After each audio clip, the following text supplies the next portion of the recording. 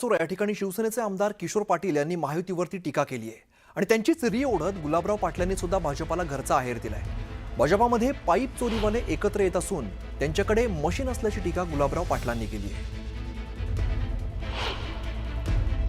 आता कुठेतरी भाजपामध्ये मोठ्या प्रमाणात इन्कमिंग वाढलेली आहे। नाही, मला ते इन्कमिंगची घेणं नाही। आता पाईप चोरीवाले जर एकत्र येत असतील, मला काय घेणं आहे त्यांचे?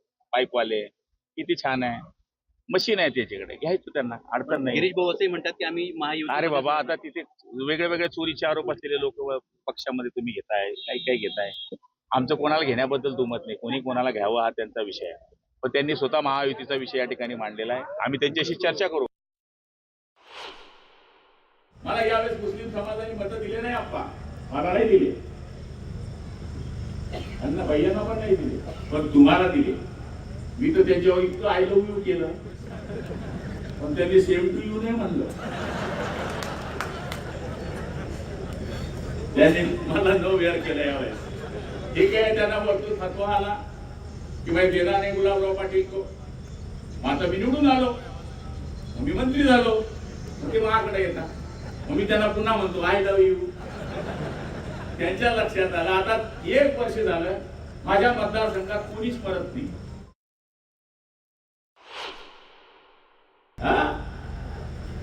डोक्यावरचे केस गेले म्हणून म्हातारे समजू नका, अभी भी जान बाकी है, शेर अभी जिंदा है। त्यामुळे मी आपल्याला खात्री देतो, आप्पासाहेबांच्या सगळ्या बाजू सांगण्याचा 100% मुख्य नेत्यांकडे मी प्रयत्न करेल। पुढची महत्त्वाची बातमी बघूया। शंभूराज देसाईंनी भाजपचे मंत्री शिवेंद्रसिंहराजे भोसलेंना इशारा दिलाय। सत्रातील जावडीमध्ये शिवसैनिकांना त्रास दिला तर तो सहन करणार नाही। शिवसेनेचा मान सन्मान राखलाच गेला पाहिजे।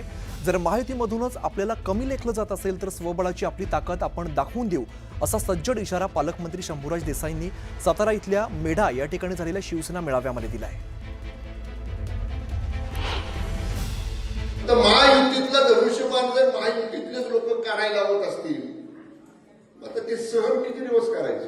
तुम्ही जर शिवसेनेला कमी लेखलं, तुम्ही जर शिवसेनेची अवहेलना केली, तर मग शिवसेना स्वबळावर स्वतःची ताकद दाखवेल। पण माझ्या शिवसैनिकाला त्रास झाला तर मग शेवटी पालकमंत्र्याच्या भूमिकेत मला यावं लागेल।